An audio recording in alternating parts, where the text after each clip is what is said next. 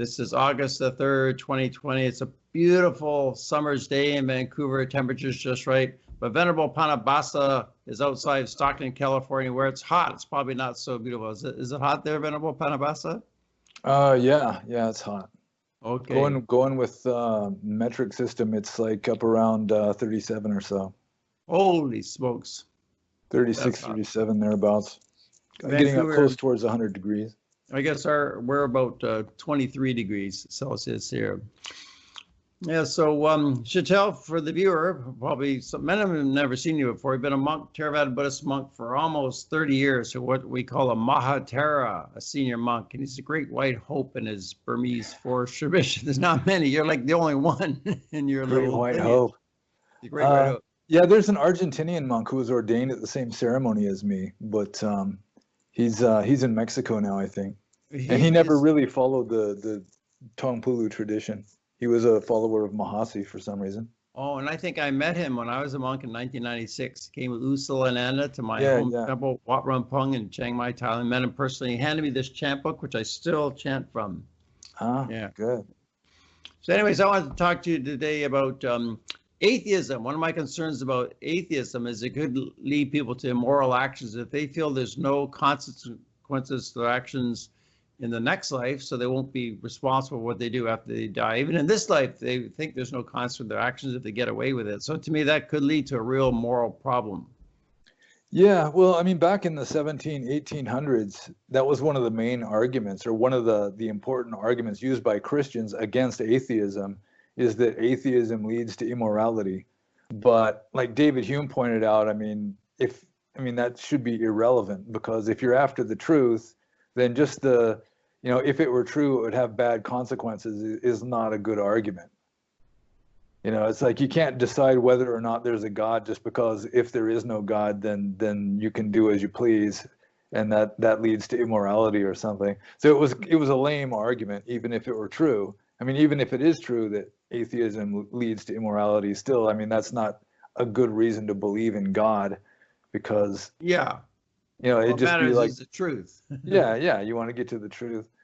So there are a lot of materialistic, like atheistic people. I mean, it's pretty much the same thing nowadays, especially if you're an atheist, you're pretty much of a materialist. You think that science explains reality, and that's like your replacement religion. You're not following a theistic religion like Christianity. Instead, you're following the Church of Scientism instead. And according to science, of course, how science would explain morality is difficult. I mean, that's like you challenge a scientific materialist on explaining morality, if they even believe that there is such a thing as morality, then they probably say it's something like Darwinian social instincts. We're sort of like a herd animal, and so any kind of social animal has to have instincts for getting along with other members of its own species. Like some animal that is just a loner, like some kind of wasp maybe, or like a potter wasp that just lives. The only other potter wasp it ever meets is like when it mates, and that's it, and then they just fly away. Or maybe something like a grizzly bear. They're not particularly social, except for a female grizzly bear has to raise her babies, and then of course the male and the female have to come together during mating season. But in a social animal, you have to have instincts to keep, like, fighting animals from killing each other. Like dogs are kind of a social animal, and they've got instincts usually, unless it's like a fighting breed of dog, or the dog is just really worked up into a frenzy, where one dog will like cower and like just kind of hunker down and start yelping, and that kind of is the sign, okay, you win, you can stop attacking me now. Or like the little geckos on the walls in Southeast Asia. I remember those. I miss them. I kind of like those little geckos. Yeah, I like those. But they have only 3 words in their language, so it's really easy to figure out gecko language. Gecko. No, those are the big ones. Oh, those are the big house geckos. I'm talking about the little ones on the wall, and they make a chirping noise like a little sparrow, and that's just like it's sort of like the chirping of a bird, where it's like they're announcing their territory on the wall and saying, you know, if he's a boy gecko, he's saying, other boy geckos, stay away. This is my territory, but girl geckos are welcome. You know, kind of like Sounds when like high birds. school. Yeah, I guess. But there's one language, one word of these geckos is the squawk, and that's the only time they make the squawking noise is if two of them are fighting, and the one that loses squawks. And it's like, okay, you win. You can stop attacking now. So there are social instincts that are just bred into us because we're also a species of social animal that you know help us to get along. So some materialist might, you know, some scientific materialist might say that, you know, that is largely what our morals are based on. But aside from that, it would just be cultural conditioning. So they couldn't really say that there is any kind of moral law. And something is happening. I'm getting a call from somebody else. Never mind. So yeah, they would have to say that morality or morals is just sort of a side effect of evolution, and or else it's just like subjective and completely relative, moral relativism, sort of like what a lot of people on the left are saying nowadays. Whereas, I mean, there really is no moral law or moral authority. That it's just like people tend to behave a certain way, and if you go against your instincts, then maybe you could be punished psychologically. You know, you go against your social instincts. You know, you murder somebody. It could be from a scientific, materialistic point of view. Yeah, that you transgressed your own animal instinct, which then kind of gives you a feeling of guilt or something, which is a kind of punishment afterwards.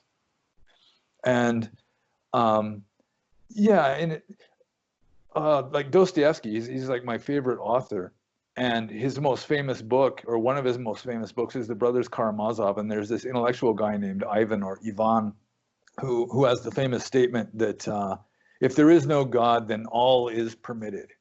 Quote, all is permitted, unquote. And that's not necessarily the case.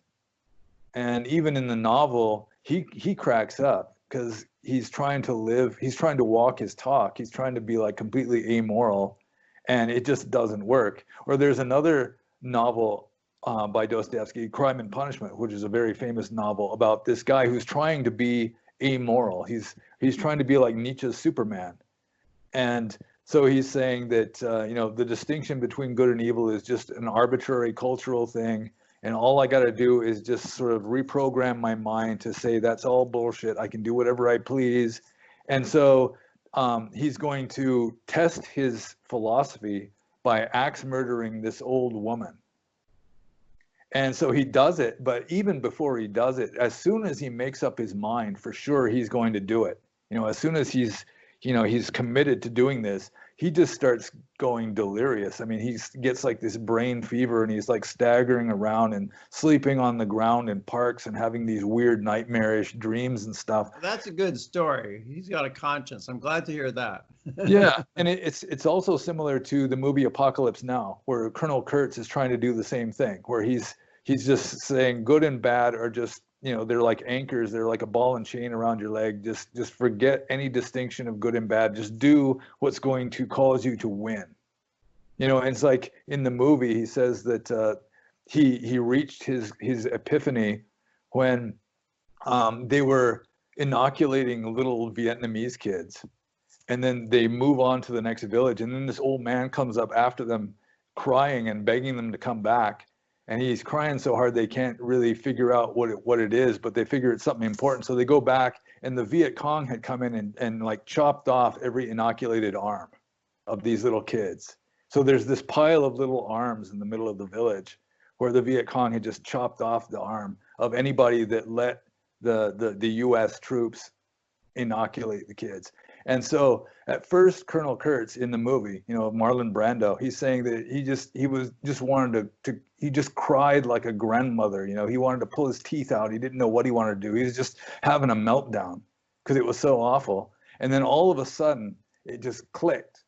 And it was like a diamond bullet hits him right between the eyes. And he realized the beauty of it, that is how you win, that you just become completely ruthless, do whatever it takes in order to win.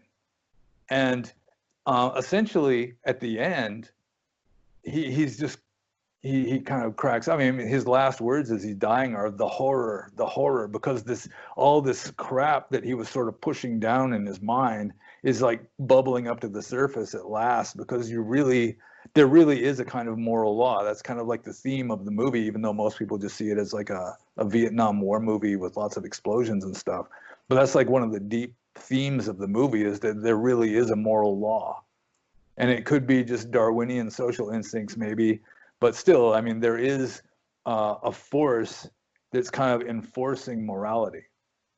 And it doesn't take God necessarily. I mean, most religions say that this is good and this is bad because God says so. You're talking about Marlon Brando's character, but what about Martin Sheen's character in that movie? What about Martin Sheen was a star, right? Was it Martin Sheen going to that? Yeah, or he's like the protagonist. He's like the guy who's narrating the thing. Yeah. Yeah. I just want to show you something for that. The picture.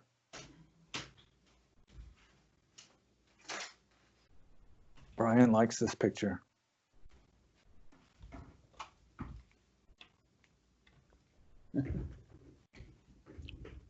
Okay, here you go. And we can't see it because no, you can see it. If I get my head in the right place here. No, it disappears. No. Well, this is a picture. Screwed. You can't show your Martin Sheen picture because I put it on my chest here. Yeah. There you go. Me and Martin Sheen in 2013. He was filming a film near Vancouver. Yeah. Yeah. So yeah, well, in a way, I mean, he was experiencing the same kind of moral force as Raskolnikov in Crime and Punishment, or like Colonel Kurtz, because he's really a mild-mannered guy, and he's playing like this assassin, this special agent assassin in the movie, and it was so much of a strain that he actually had a heart attack just from when they're filming it. He had a few breakdowns. That's like in 1980. He's still alive. Yeah. Yeah. So, anyways, a friend of mine knew the producer, and he brought me to teach meditation to the producer. And I held the camera, and they were interviewing Martin Sheen about his life story for about an hour, and he chatted with me a bit. So it was really nice meeting with Martin Sheen. So. Yeah. Well, that's one of my favorite movies too, Apocalypse Now. Oh yeah, me too. I was like 21 when I saw it in 81. Yeah. The original one, the original movie version, not the director's cut. I can't remember what the second version is. Oh. Yeah, there's like 2 versions out there. Yeah, so your point about morality is they still feel morality, right? Even if doing anything can't win. Well, at least in according to Dostoevsky and like Joseph Conrad, who wrote the story that Apocalypse Now is based on, that there still is a kind of moral force. And according to Dostoevsky, it would be probably God, because he was a Russian Orthodox Christian.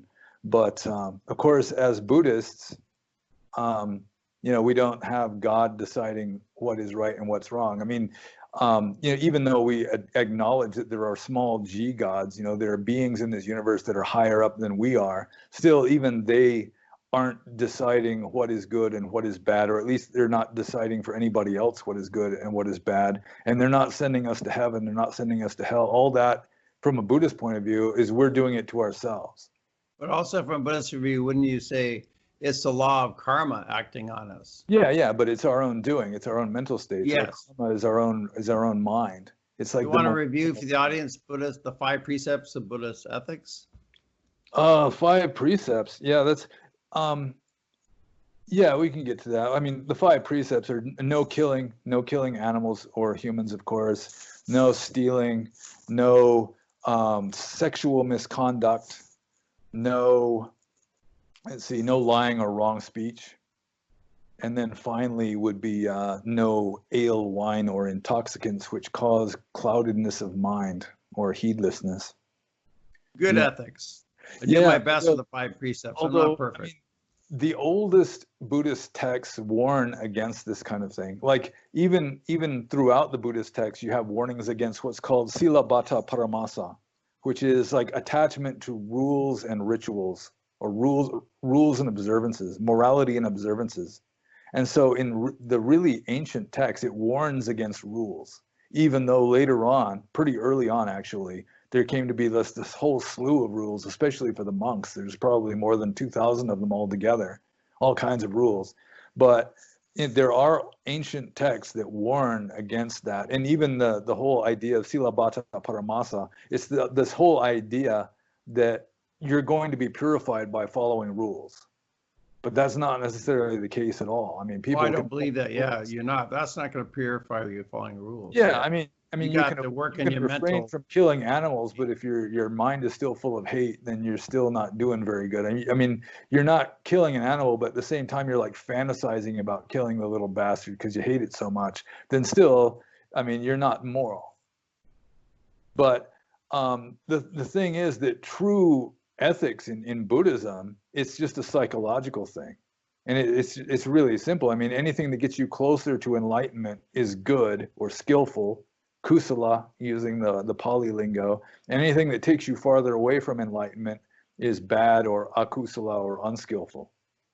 And it's just as simple as that. I mean, it's not a God deciding, it's your own mental states. And like enlightenment can be considered, it's like an objective criterion. I mean, it can be quantified. I mean, maybe a scientist couldn't measure it, but still, I mean, how far does it get you towards having fewer desires or having more love in your heart and more kindness and generosity, that kind of thing?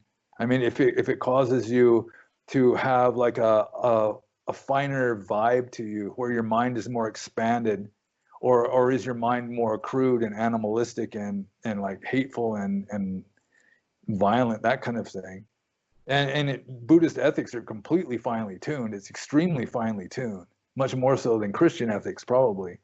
So like going with Buddhist philosophy, it's like very fine tuned. You're having one mind moment. It's like every 17 trillionth of a second, every 17 trillionth of an eye blink, it's like your mind is changing. So you're having all these subtle thoughts flashing that usually don't even really reach full consciousness. And all of that is like in accordance with the moral law. You have a bad thought, then it's going to have its effect. You have a good thought, it's going to have its effect. And it's kind of like our karma is creating our life pretty much the way we're creating a dream in certain ways. And a person with a troubled mind is just more likely to have troubled dreams. If you've got like a clear conscience and all's good with the world and everything, you're much less likely to have nightmares than if you've done all kinds of terrible things and you've got all these, issues, unresolved issues inside you, then you're more likely to have bad dreams. Although even good people can have bad dreams sometimes. But that's kind of the way it works with morality, how it can affect whether you're happy or not, how it has effects even in this lifetime, is if you're doing all kinds of bad things and causing lots of suffering, that it has an effect on your own mind, which then causes you to be less happy. You made me think, I don't think I've ever had a nightmare in my life. I mean, I have some kind of bad dreams or maybe downer dreams, but I never really had a nightmare that I can ever recall. So thanks for that. Yeah, I mean, you've never had the kind of dream where somebody's chasing you like through an airport or something and you can't run away because it's like you're wading through syrup or something like that? I don't even recall dreams of people chasing me. Well, maybe. I mean, I've had, like most dreams, dreams are weird by nature. I've had weird dreams, and some of them are mundane things. I've had a few meaningful dreams lately. I'm not going to get into all this now, but not really a nightmare. Not really. Yeah, I've had a few, but generally not very many in my life. But yeah, that's how, I mean, Buddhist ethics are based on karma. And it's not really rules, it's just the quality of your mind when you do something. So what could be good for one person could be bad for another person, even though they might just be in the same state. Or they might be doing the same outward act, like offering money to a homeless person, for example. One person is just saying, here, choke on it, you bastard, because, somebody like talked him into it, or he's like virtue signaling or something, So that's not going to be nearly as good as the person who's giving him the $5 just out of the kindness of his heart, just out of brotherly love or something. That even though outwardly it's exactly the same action, or even like you've got a carpenter up on a scaffold who drops his hammer and it lands on the head of the foreman down below and kills him, then I mean obviously even like any kind of legal system is going to acknowledge that it's worse to do it on purpose than if you do it by accident, even though outwardly it looks exactly the same, because it's the mental state. It's really the mental state that determines the moral quality of the action. Even legally, that's the even difference between murder and just an accident. yeah, or it could still Big be difference. like negligent homicide or manslaughter or something, but still, it's a you get punished less. It's not considered to be as bad. And even if it's a crime of passion, you know, it's like somebody just gets you really furiously angry and you're already drunk or something, and then you smash him and kill him. That's still not as bad. That might be like third-degree murder. Instead of, you know, you're spending 2 weeks planning out how you're going to kill the guy, then, you know, that's considered to be worse. So I think of our legal system as is very similar to the Buddhist law of karma. Like the level of intention, the legal system is so concerned, what was their level of intention? Like just a spontaneous fight, manslaughter, or first degree planned. So the legal system is very concerned about the level of intention. So that's like Buddhist karma. Yeah, that's the way it was. Although nowadays with like the new leftism and everything, it's just the outward effects is really all that matters. You know, it's like we were talking earlier about how hate speech, you don't even have to have any hateful intentions in order to be arrested for hate speech. If you love your people, well, then you're a white supremacist. That's hateful. If you love your people, oh, sorry, that's hate. Yeah, or you can just quote the Bible and that's it. You can get banned from Twitter or something. I remember, I think it was Facebook or Twitter that actually had censored the Declaration of Independence of the United States because of hate speech, because it was just like an AI flagged the part I never knew that. Oh my God. About Indian savages or something, and so that was it. But yeah, Buddhist ethics, it's atheistic because it's not a god or gods deciding, and it's not even really like a universal law, because that's the way I used to interpret karma, like before I studied Buddhist philosophy. I think of karma as a universal law, and physically throughout the universe, and it's a moral law. That's the way I thought too. It was sort of like an as yet undiscovered law of physics. That I still think that way. What do you think? Yeah. No, that's not it at all. That's like what the New Agers or the Hindus maybe think of it. I mean, that's the way most people see karma. That's the way I saw karma before I studied Buddhist philosophy. It's just like a law of cause and effect, or for every spiritual action, there's an equal and opposite spiritual reaction or something like that. But really, it's just your own mind. It's the quality of your own mind. Certain actions cause your mind to be more crude and negative and dark, and other actions cause your mind to be more, you know, refined and light and like, you know, expanded. And so what causes your mind to be more expanded and light is good, and what causes your mind to be more dark and contracted is bad. And when you're expanded, you're going to be creating a better reality for yourself, not only in your next life, but in this life. And if you've got just this crude, dark, hateful mind, then, you know, you don't have to be reborn into the next life. You're already living in hell in this life. I mean, there are hell realms right here on this planet, especially in big cities where, you know, like crack houses or something, they can be like hell realms. You know, like whore houses in Bangkok can be like hell realms. Yeah. Well, I want to clarify what you're saying, though. Like if someone has a negative black state of mind, they do something. My point is that 10 years from now, that karma could come back to them. They could have a car accident, or in their next lifetime, so the issue there is that negative karma will actually come back to that person. Yeah, but it's not actually coming anywhere, because it's already inside them. It's already in their mind. Because every action you do, like karma is really like the momentum of your mind. You know, every action you do changes the momentum a little bit. You know, it goes a little bit this way, or it slows down, or it speeds up, or it goes a little bit more that way. You know, everything that you do is contributing to this momentum of your mental energy. So I agree with that. That's cool. There. I mean, it's not past karma that's leaping, this like time traveling into the future. It's always now. All karma is present karma. Because like from the point of view of Theravada Buddhism, all that exists is now anyway. The future doesn't exist yet. The past doesn't exist anymore. All that exists is now. And so cause and effect, it's always going to have to be, the cause and the effect have to be now. Well, that sounds reasonable. I agree with that. But still, in terms of a timeline, people can experience a ripening of karma in the future. Yeah, but it's their own mind at the present time. It's not like some effect, 2 years ago or 200 years ago is suddenly leaping through time. It's like it's always been inside you the whole time, and that's what's anusaya, like in Buddhist jargon. It's called an underlying tendency. It's always there, and that I've discovered that about myself. Is like when I used to be a layperson and be hanging out with my buddies, I had these habits, these ways of talking and everything, and then I became a monk.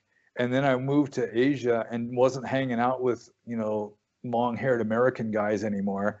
And then, for many years, and you think that you just don't have the habit anymore. But as soon as I came back and started hanging out with, long-haired American guys again, it's just all those habits just came back because they were still there. It was an underlying tendency. Yeah. Latent tendency. Yeah. Yeah. So that's the trick in Buddhist practice is you're trying to dig those up. Dig them up. Yeah. But I still want to clarify what you're saying though. Say, example, someone does a negative karma, it's with them in the present moment for 10 years, and then it can come, but the actual resultant of karma can come out of, regardless of the state of mind, they might be in a peaceful, cheerful state of mind, but they get rear-ended by another car, completely out of the control, as a result of that negative karma that they did 10 years ago. That's so possible. That's how law of karma can work, right? Yeah, and going with like Western psychology, you've got the subconscious mind or the unconscious mind, that most of the stuff that's going on in your mind, your conscious thinking mind isn't fully aware of it. Like your dreams at night, you don't think that you're just imagining all of it. You think that you're really walking around doing and saying stuff in your dream, but really you're imagining it. And the same kind of thing happens to a major degree when you're awake too. It's just at a kind of a higher level. But that's the way your karma is sort of creating the quality of your existence. And even if you don't want to say that that this is all just an illusion, that it's all just subjective idealism, still, I mean, your mental states determine your reality. Like a person who worries about getting sick all the time is more likely to get sick. Like they've done studies, people that are like freaked out and worried and scared about getting cancer are actually more likely to get cancer. Or like a person who's afraid of being mugged is more likely to be mugged, because the mugger, like somebody who's like predatory on people on city streets, they can see that if somebody looks scared, they're kind of looking over their shoulder and slinking along, they're an easy target. But if somebody is just marching down the street with his head held high, not afraid of anybody, they're going to think twice before attacking him. So really your own mental states just bring your own karma onto you, because you're like creating it all the time. Yeah. And then even if something just completely out of the blue, you get hit by a meteor or something, who knows, then still it's the seeds of it are always there in your mind. It's just not fully conscious yet. Yeah, I agree with that. Like being rear-ended by a car, example, that kind of thing, that can happen as a result of karma. Yeah. So that's an example of like Buddhist ethics are an example of a very finely tuned ethical system, more finely tuned than most of the religious ethical systems. But still, it is. Buddhism is the best. It's technically atheistic, because there's no although God. Normally we say non-theistic, because we don't believe in a big G God. Yeah, well, God's not deciding. The ethics, you can say, are atheistic because it has nothing to do with God. I mean, God just isn't in the picture at all. But the law of karma is in the picture. Like when the way I think of an atheist, it basically someone doesn't believe in nothing, don't believe in anything, and they don't acknowledge natural laws. They believe in materialism.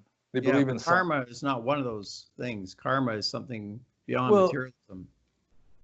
I mean, technically speaking, karma is volition. Karma is, or it'd be like Schopenhauer's will.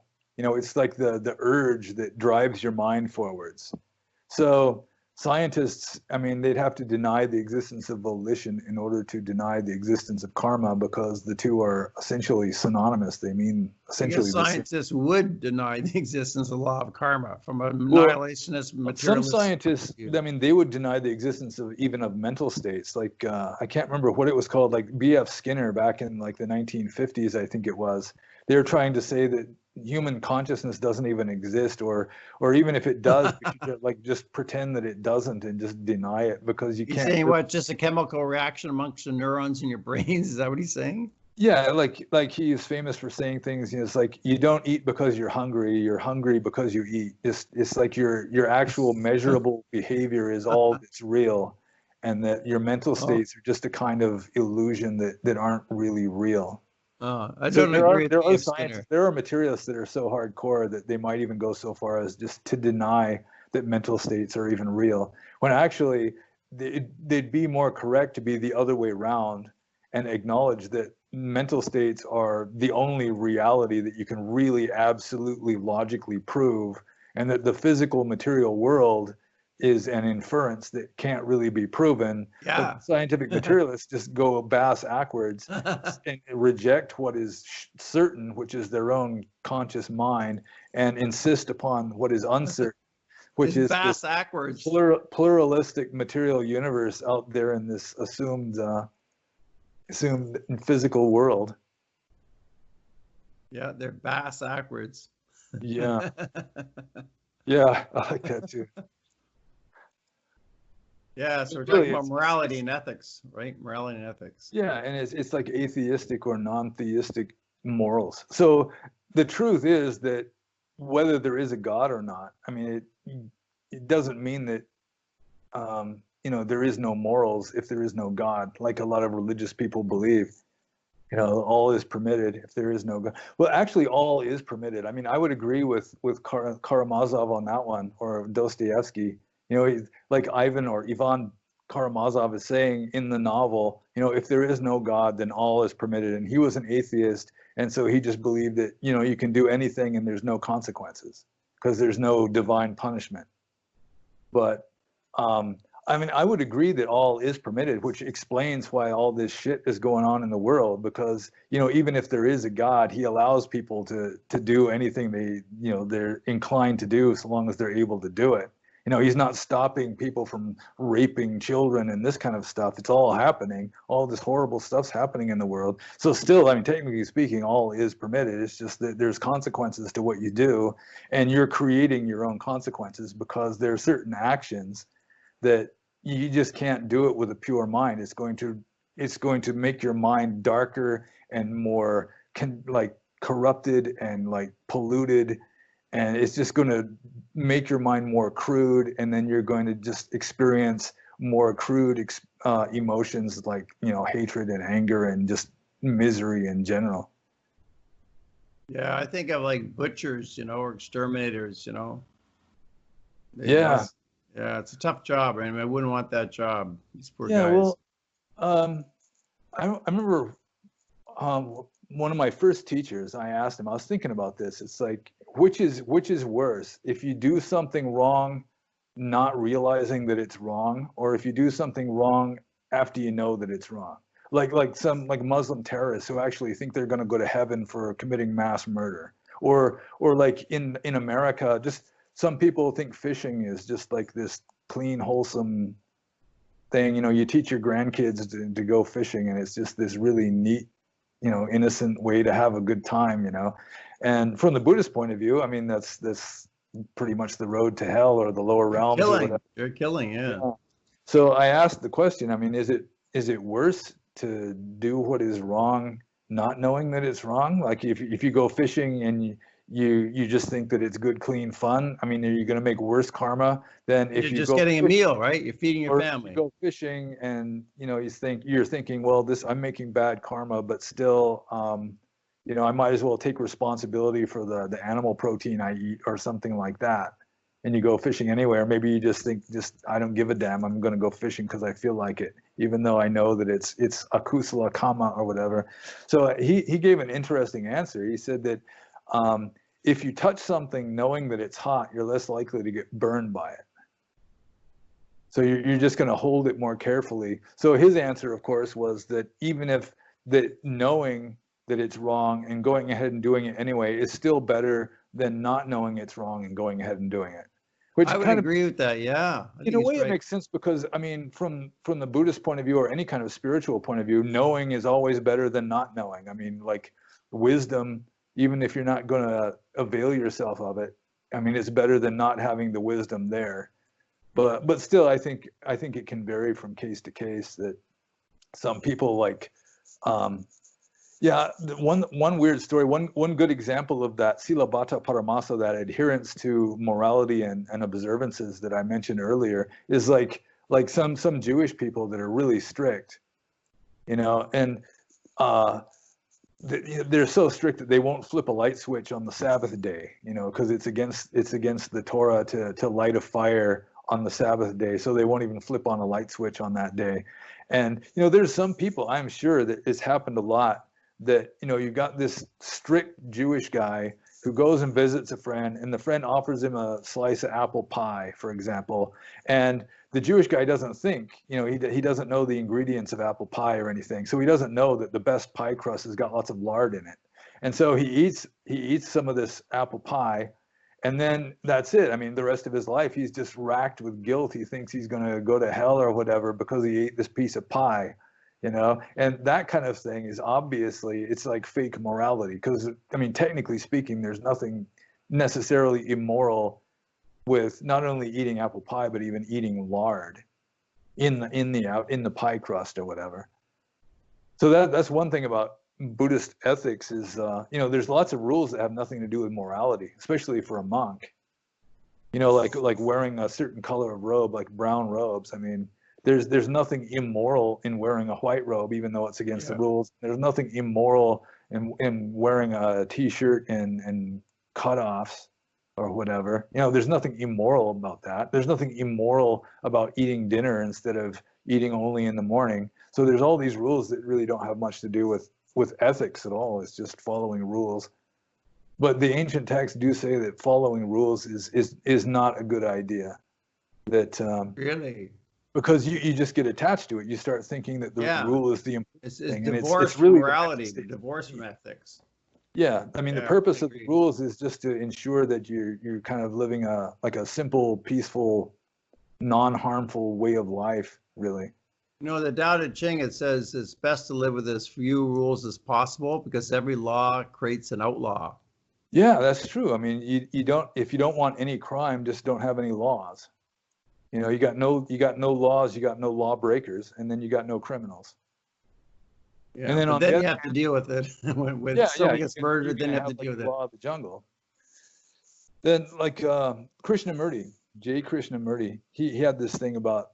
I mean, he hated rules. He hated organized religion, even though he supposedly was an enlightened being.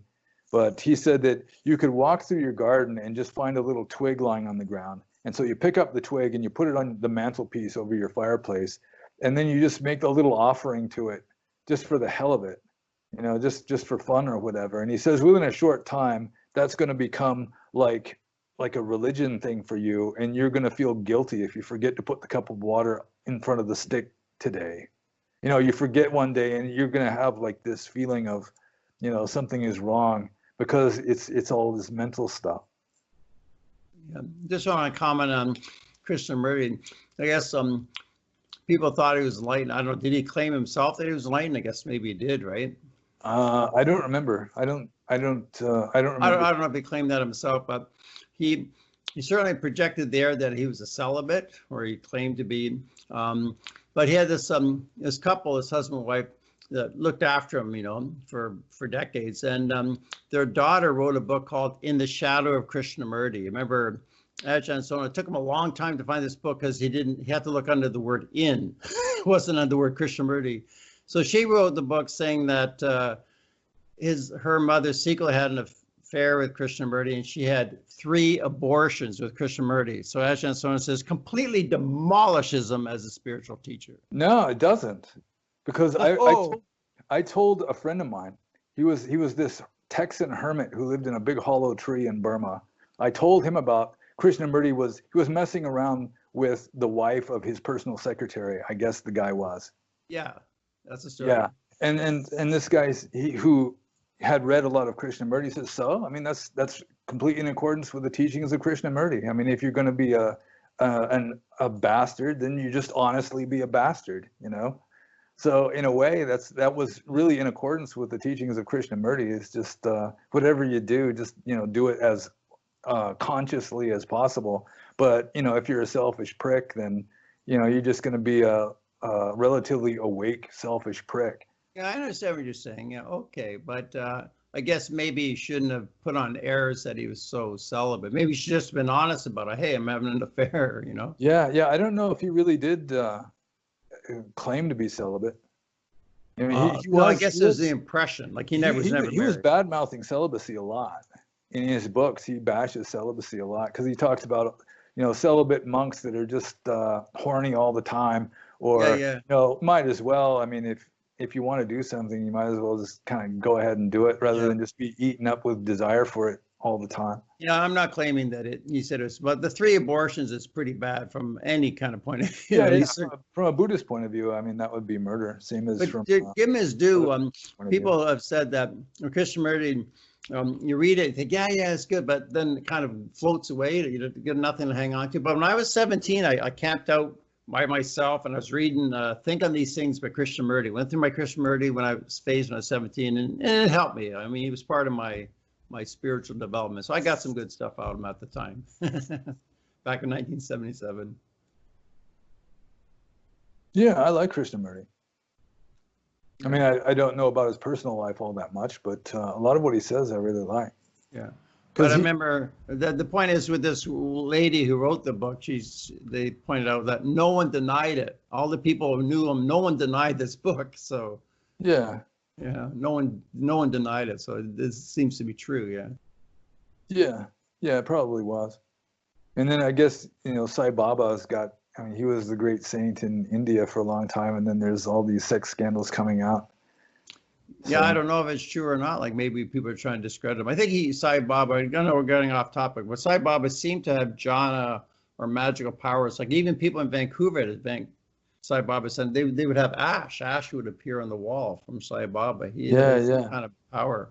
Yeah, well, my theory on that is just because you're at a higher level of consciousness doesn't necessarily mean that you're saintly. Like a monkey is working at a higher level of consciousness than a sheep. But a monkey is a lot naughtier than a sheep. Yeah, I agree. Yeah. Like look at Devadatta, the Buddha's cousin Devadatta. He reached the jhana states, has some magical powers, and he tried to assassinate the Buddha 3 times. Yeah, or the Bhagwan Sri Rajneesh Osho. He was a bit of a rascal too. Yeah, rascal. Yeah. So I do think that a saint and a sage are not necessarily the same guy. I mean, from the point of view of Orthodox Theravada, you have to have pure morals before you can have a pure mind. Before your concentration can be pure, your morality has to be pure. But I don't know, I've seen enough indications that, the two, I mean, there's a correlation between the two, but still, I mean, there have been some very wise rascals in this world. And then there have just been some really doofy saints too. I agree with that. Yeah. Yeah. But then I just had this thought arose of another example of morals just in real life, whether there's a God or not, is the way a lie detector test works. Where, you got these electrodes hooked up to your skin and everything, because when you tell a lie, just automatically, you start to sweat a little bit, which increases the electrical reactivity of your skin or something like that. And there's like differences in your heartbeat and everything.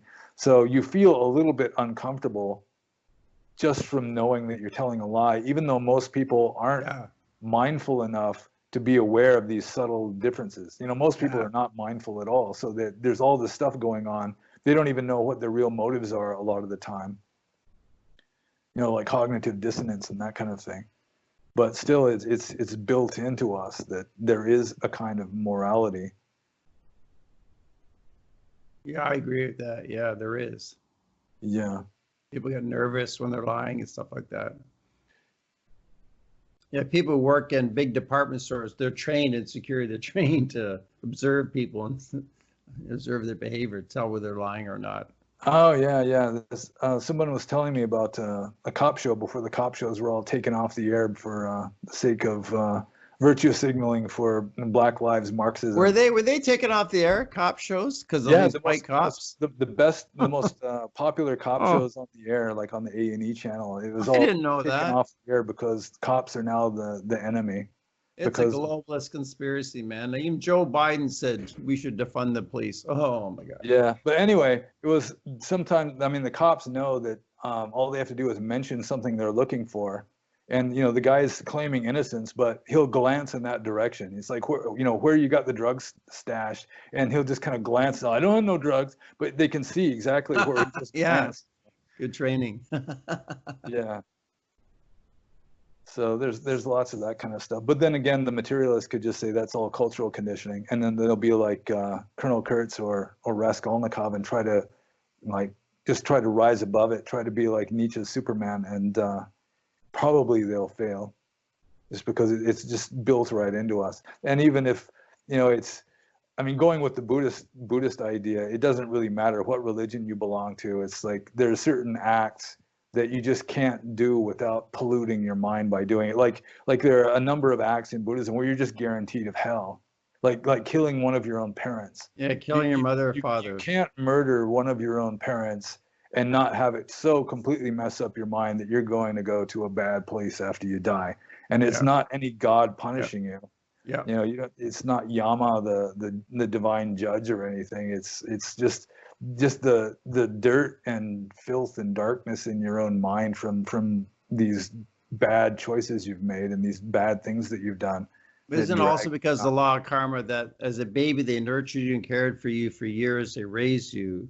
So if you kill someone else, it's different. But if you kill them, then the negative karma is so severe you go to hell because that unique parents relationship. Well, it's not.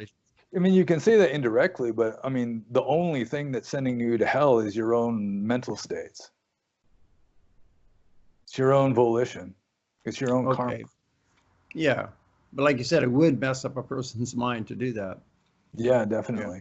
I guess I'm trying to distinguish in my mind a person's mental state and the law of karma of itself. I think of it as kind of two different things, or the law of karma is just this law of the whole universe and it operates with mathematical precision or whatever. Well, it's purely psychological. There is no karma except in the mind of an unenlightened being. Oh, I guess even an enlightened being is going to have the effects of past karma acting. Yeah, I guess I don't fully understand that. I still think of it as maybe not necessarily two different things, but that the mental state and there's this law that's going on regardless of your mental state. Well, if it's a law, it's a psychological law, because karma is Chaitana. Chaitanaham bhikkhave kamam vadami. That's the famous line where the Buddha is saying that karma is volition. But isn't it also a physical law? Like say there's a landslide and someone gets killed in a landslide, and it was their karma to die because they're fascinated with karma. So physical things can happen, like something can drop on a person's head. Yeah, but the landslide itself is making zero karma. Because there's no volition at all. But it's the ripening of the bad person's karma that they get killed by that, or the rock falls and hits them on the head. No one dropped the rock. No being was there, but it happened. The laws, I'm saying physical laws can kill someone as a result of their karma. From the Buddhist point of view, it's their own mental states are causing the rock to fall and hit them. Okay. So it's because mind and matter are interrelated. Okay, that's pretty profound. That's a profound statement you're saying. Yeah, so say that landslide falls or the rock falls. The rock comes tumbling down, like a ravine, kills that person. It was their mental states. Yeah. Yeah, I accept that because you're saying how the law of karma is tied to mental states, and it's kind of dubious. The nature of the physical world is kind of dubious. It's either that your own mind would cause the rock to fall, or your subconscious mind would know that you need to be hit in the head with a rock, and it would make sure that you are standing right in the necessary place for the rock to hit you. Yeah, I believe it. Yeah, that makes sense. That's really a profound statement you made, though. Like, I didn't know that, right? So I really learned something here on August the 3rd, 2020. Thank you for that. Because I've taught I had like 50 videos on my YouTube channel on karma rebirth. Like I've taught this for 20 years. I'd have a class or two classes or a whole weekend or one day just on karma rebirth. I taught this so much, and yet I didn't quite get that. So thank you, Venerable Panabasa. You're a real Mahatera. Yeah, it's important to know that karma really is a mental state. It's just a psychological phenomenon. Yeah. So anything And else on morality? We're still talking morality. We got some time yeah, here. well, with regard to ethics, I just point out one of the most important things to know is that from a Buddhist point of view, all suffering is ultimately self-inflicted. So blaming somebody else for your misery or whatever is just foolish and blind, which is essentially what the entire left is based on now. They want to blame somebody else, preferably whitey, for the fact that they're not as successful as the people around them or whatever. But really, I mean, where we are is we put ourselves here, and if we were better, we'd be up in heaven, some better world than this one, and if we were worse, we'd be in some worse world than this one. But we're right where we're supposed to be, and we're getting exactly what we deserve from a karmic point of view. And even like pain, something happens, you get a toothache or something, that's technically speaking, that's like the fruition of past karma. So still that would be our own doing. But even if you set that aside, you don't want to believe in that much. But still, I mean, that is different from suffering. Pain and suffering are two entirely different things. People hate it. Feeling. Hate it when you explain that to them, right? Like recently, just this week, at a supporter, she donated $500 to me, and she was telling me about all of her problems in life and that, and this and that. And I said, well, let's just talk on the phone. She does live in my province. Said, well, let's talk on the phone and stuff. We can talk about karma. So she emails me. She's very upset with me. Don't tell me this karma stuff. Don't tell me that I did something terrible in the past that caused this. I don't want to hear this. She's all upset with me. So okay. Yeah. It doesn't. People hate it when you tell, but what you're saying is so true. Like we get what we deserve. We deserve this world. We deserve the birth that we have. Yeah, but it doesn't work. If somebody's miserable, then just telling them, well, you're getting exactly what you deserve. I mean, that's if they're like a monk or something, maybe. It might remind them, and then they'd say, "Oh, yeah, you're right." But most people, they just don't want to hear that stuff. It's, you're better off just giving them a hug or something than philosophizing at them. If somebody's miserable, then you should just be gentle with them and give them a hug or whatever. And just trying to philosophize at them is just futile. Yeah, I thought I was being skillful in my wording, but that's okay. But we're still talking, and she's very kind, of course, very generous lady. Yeah. But like the difference between suffering and pain, I mean, pain is just like a sensation, like an itch or like feeling hungry or feeling warm or cold or whatever. It's just this feeling. But whether you suffer or not is mainly a matter of whether you accept what you're experiencing or not. Suffering comes from desire. That's the first or the second noble truth. So all suffering is caused by your own desire, and your own desire is ultimately a choice, even though most people are so much on autopilot that they don't realize that they could choose otherwise. They're just they're so unmindful and they don't meditate or anything. So they're just kind of locked in. They feel like they're helpless victims or something, that they don't have any choice. But ultimately, there's always a choice. I mean, if you're mindful enough, you can just realize that it's just foolish to be suffering unnecessarily. So you just decide just to let it go. And this like I keep saying over and over again, it's like the left has this idea that if you're suffering, unless you're a white male, then it's somebody else's fault. And if somebody says something that makes you feel unsafe or offended, that's their fault and not your own. But from the Buddhist point of view, if you feel offended by something that somebody said, it's your own damn fault. So if the left succeeded in extinguishing every white person off the face of the planet, they'd have this big surprise. Hey, there's still problems here. Other people are causing problems. We have to blame someone else now. Yeah, that's the way it works. Is if all these activists or feminists or whatever, they got exactly what they wanted. I mean, they might be celebrating for a few days, and then, I mean, it's just the being pissed off and wanting to complain is just built right in.